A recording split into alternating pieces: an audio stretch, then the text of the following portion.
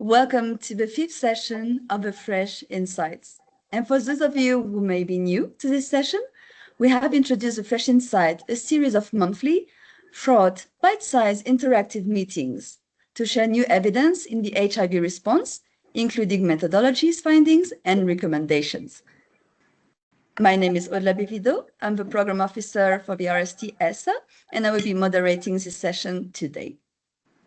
This year has brought unprecedented disruptions to the HIV response, and adolescent girls and young women have felt the impact most acutely. This Fresh Insight session is titled Leading Her Way, Innovations Guaranteeing the Future of AGYW, and it will spotlight key findings and powerful testimonials from AGYW across 13 countries in Eastern and Southern Africa, navigating disrupted health services, stigma, discrimination, and mounting social, economic, and mental health challenges. We will explore innovative recommendations to ensure the HIV response is led her way. We are happy to have today with us our speaker, Cynthia Lungu, who is a Senior Advisor for Gender at the RST ESSA. Over to you, Cynthia. Thank you. Thank you very much, all, and welcome everyone to this session, which focuses on adolescent girls and young women. Largely, we'll be sharing findings from some work that we did with, in collaboration with Athena. It was really a rapid assessment on the impact of funding cuts on adolescent girls and young women. This rapid assessment targeted around 13 countries, and the countries are listed on that slide. In terms of data collection, we used two tools. There was a questionnaire that was rolled out in 10 countries, and the response rate to that questionnaire was around 89%.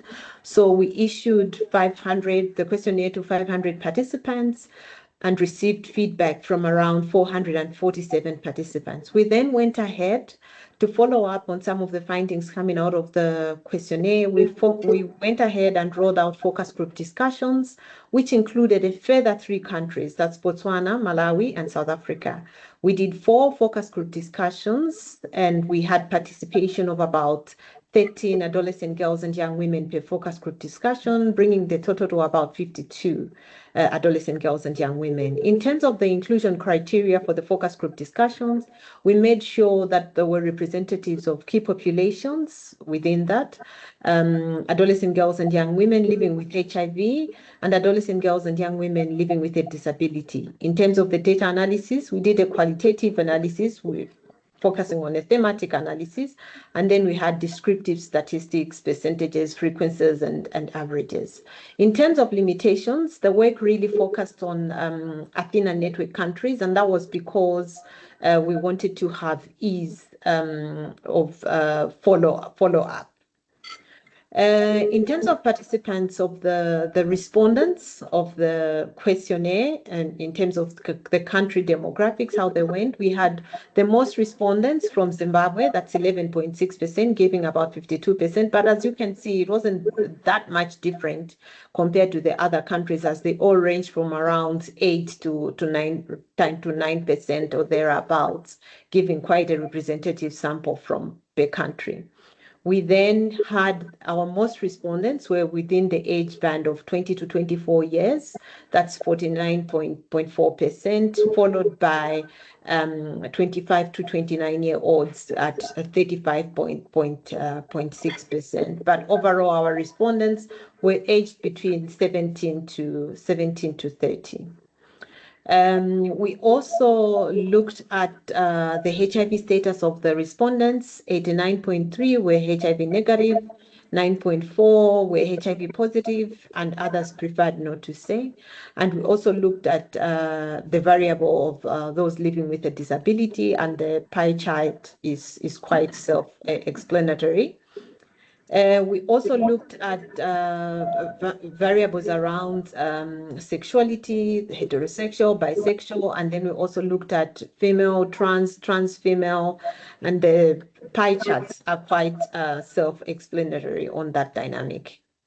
In terms of our findings, the first, we look at access to health services. 48% of our respondents indicated that adolescent girls and young women in their community had experienced difficulties accessing sexual reproductive health rights, HIV prevention, and HIV treatment services. So your PrEP, condoms, and counseling, they had difficulties accessing this. And some of the barriers included interruption to ART service due to closure of clinics. At that point, a lot of clinics had been closed. Some of them never reopened. Absence of healthcare workers. Some of the healthcare workers who were being paid through a particular funding stream were no longer at their workstations, and reduced access to prevention programs because some of the programs completely shut down, abruptly shut down. A further 21.5% indicated that adolescent girls and young women in their community had experienced difficulties accessing HIV testing services. And there you see a quotation from one of the adolescent girls and young women who attended the focus group discussions, really highlighting the fact that they were having difficulties to access services due to closure of clinics, clinics that were considered safe for adolescent girls and young women to access testing were not functioning. And so they had to go to public facilities that were not youth-friendly. Some of them were very far from their communities, and they had to incur transport costs. And so most of the adolescent girls and young women could not cover that. In terms of stigma and discrimination, 68% of the adolescent girls and young women reported to have experienced stigma and discrimination owing to multiple factors. And the pie chart there just sort of explains some of the factors: ethnicity, disability, HIV status, sexual orientation, education level, and socioeconomic issues. The key populations living in countries where being a key population is criminalized, the closure of drop-in centers was really heightened their vulnerability to HIV and vulnerability to human rights issues. Thus, aside the issues of not being able to access the services as well as the community was actually afraid to go to other facilities that were not LGBTIQ friendly due to stigma and discrimination, and also just fear of harassment and being reported to the authorities. In terms of GBV, sexual gender-based violence and gender inequality, 35% of adolescent girls and young women reported an increase in experiences of gender-based violence or harassment for themselves or other adolescent girls and young women in their community. 50% indicated that the funding freeze had affected their access to gender-based violence-related services for themselves or for other adolescent girls and young women in their community. And there's just testimony from a few of the adolescent girls and young women who attended the focus group discussions, one of them saying they worked for an organization that attended to rape cases in their community. And in the community where they worked, rape cases happen almost on a daily basis. And their organization was standing in the gap to support survivors of rape by linking them to different services that were available for them, and also just to work on prevention of gender-based violence. But they could no longer do that because their funding had been cut abruptly. Again, another key population organization there just saying stigma and discrimination against gender and sexual minorities had heightened. And in some cases, they had actually been labeled, sexual minorities had been labeled as the reason for the cessation of the funding. In their organization themselves, the organization itself had actually been targeted. And there was also just general violence targeted on key populations. In terms of socioeconomic challenges, a lot of adolescent girls and young women were dependent on some of the programs, had actually employed adolescent girls and young women as peer educators, and particularly for some that were working in the health sector and development sector, had lost their jobs and their career development. Some of them were actually interning, some were going through coaching and mentorship that had potential to land them jobs or just propel their career upwards, but that had been cut short. Social support networks for adolescent girls and young women had been weakened. A lot of adolescent girls and young women were now isolated and detached from their networks. girls belonging to groups that mentored and motivated and engaged in socio-economic activities were no longer functional, and some of them are no longer functional. So you look at village savings and loan groups, you look at groups that were looking at entrepreneurship, or groups that were just linking adolescent girls and young women to work opportunities were no longer available. At this point, there was also some discussions around tariffs, and I remember a particular young woman from Lesotho sharing that for their country, the situation was really bad because they'd just heard that there's an introduction of 50% tariffs on exports, and they were relying on textile factories in their communities, which employed a lot of adolescent girls and young women there. And the tariffs meant that a lot of adolescent girls and young women would again lose an opportunity for economic empowerment. They would lose jobs. They would lose the finances that were driving their homes and feeding their homes. In terms of mental health, there's increased mental health issues, increased stress, increased anxiety, and just overall emotional distress. 82% of the respondents reported increased stress and anxiety owing to uncertainty on healthcare, where to access HIV prevention and treatment services, and just overall heightened risk of GBV and economic hardships. And a lot of the adolescent girls and young women reported an increased alcohol intake as well as a coping mechanism, with the ripple effect being increased violence. Now, one of the other areas that we also looked at was on information. So most respondents highlighted a lack of information as a key challenge, and this is information on where and how to access services, information on referrals and linkages to services, basic information on SRHR and HIV. They could easily access that, but with the clinic closures, they no longer could access that.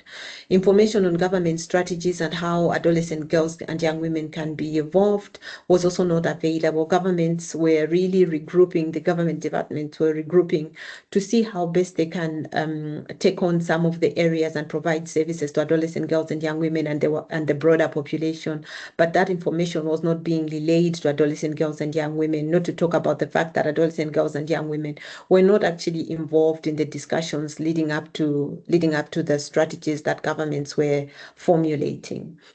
As part of the study, there were also adolescent girls and young women had a number of recommendations in terms of how we move forward. And so we clustered those into a number of areas. There were recommendations on health service delivery, where we looked at guaranteeing continuity of essential services for adolescent girls and young women, including those in humanitarian and emergency settings, expanding the health workforce. There were recommendations on health education and information, where they looked at strengthening health systems and provider capacity to deliver timely, youth-friendly, and quality care, even in the absence of structures and infrastructure for the provision of youth-friendly services.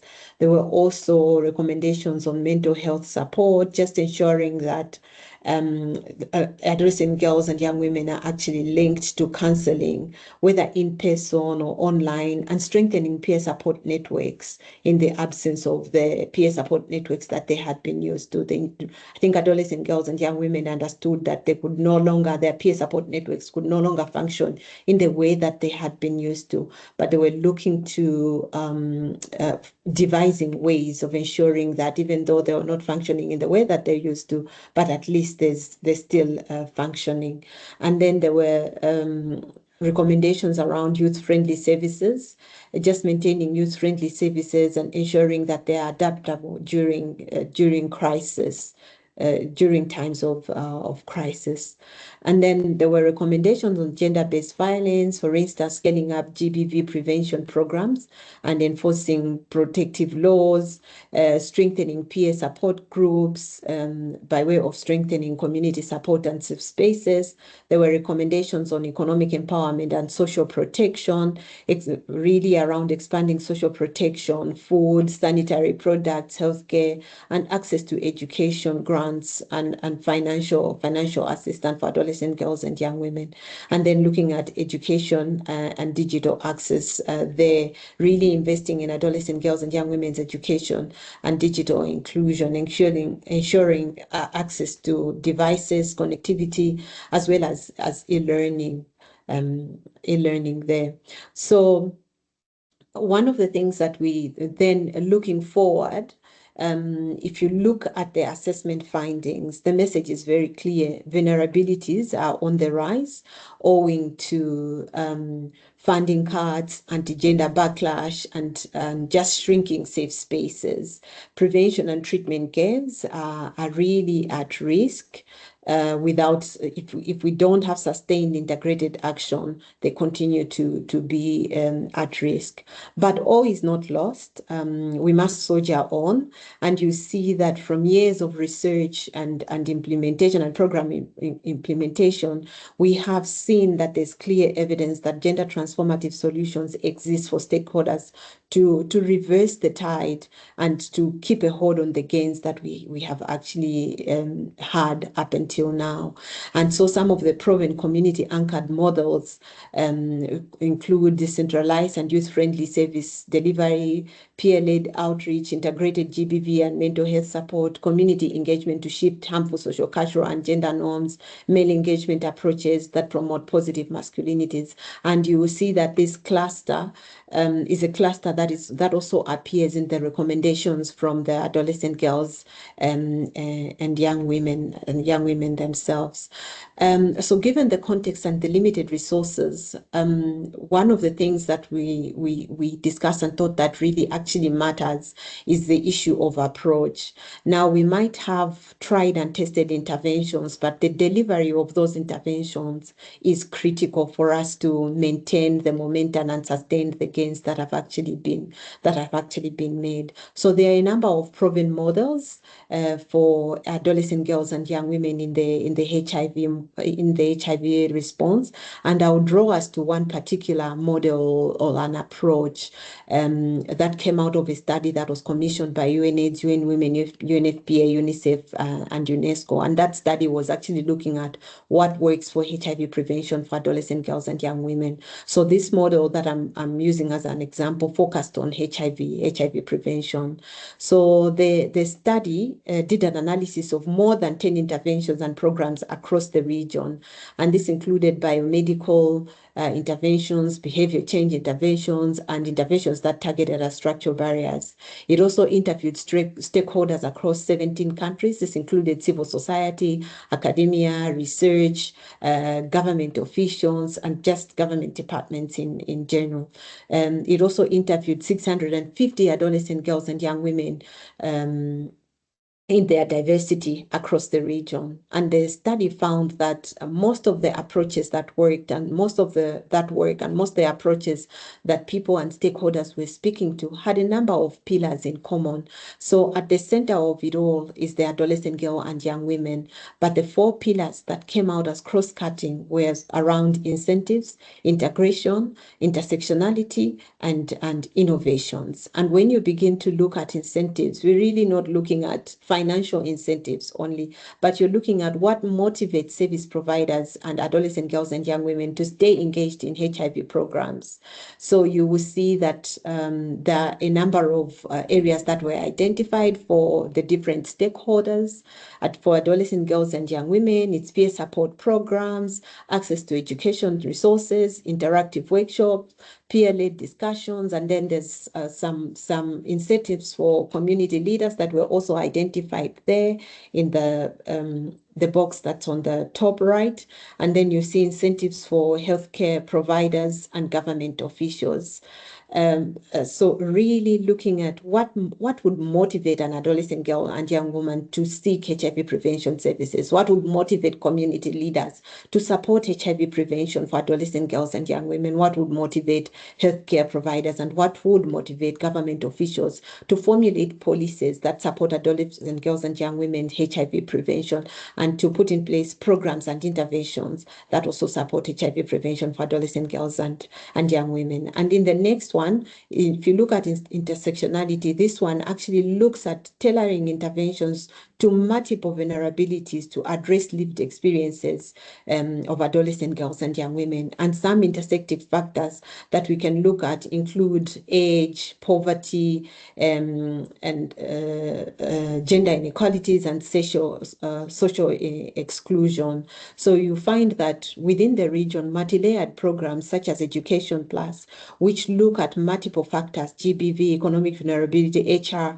are some of the good examples of programs using an intersectionality lens. We can also speak about the triple threat in Kenya, which looks at GBV, HIV, and also teenage pregnancy. Then there's integration aspects, again, really looking at interventions that address multiple needs to ensure that young women receive comprehensive care and support. For example, one-stop services offering HIV testing, HIV prevention, GBV support services, and mental health counseling are better suited for young women. And then in terms of innovation itself, really looking at scaling up digital solutions and creative youth engagement, expanding new biomedical options, PrEP, lenacapavir, self-testing kits. You can also look at innovative ways of financing. You can look at how we take advantage of the digital space as well. So really just to hone down on the issues of approach, ensuring that we're centering young women, we're innovative, our interventions are intersectional, they're also integrated, and they're taking advantage of new technologies that are out there. I think we stop there. Thank you. Thank you very much, Cynthia, for this very insightful presentation. We will now open the chat for any questions that you may have. All right, first question is, now that we have the recommendations, where does it go from there? How are you seeing that the recommendations are implemented? Over to you, Cynthia.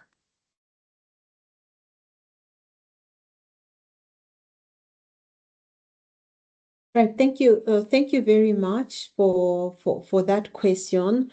Number one, we're taking advantage of the many processes that are happening in countries and at the regional level in terms of policy review and formulation as countries forge strategies on how to move forward within the limitations of the funding. We're taking advantage of that and feeding in some of the findings from this study. Number two, we're also developing a guideline of what works for adolescent girls and young women, and we intend to bring together all the stakeholders that were involved, and some of them are quite influential stakeholders within the government and within the civil society, to take on some of the recommendations and implement them at the different levels. We're also engaging adolescent girls and young women, particularly through Athena and any other networks that we would work with in future, to take on some of the recommendations, particularly the ones at community level, for them to actually support the lobby and advocacy of, or the advocacy efforts of it within that. At UNAIDS, we also work with a number of stakeholders. We work with traditional and religious leaders. So we'll look at how we feed this into that community of practice as well, because there are stakeholders that operate not only at the community level, but are also respectable stakeholders within countries, and they're in a better position to also advocate on these issues. Thank you. Thank you all very much for your participation and for your presence today.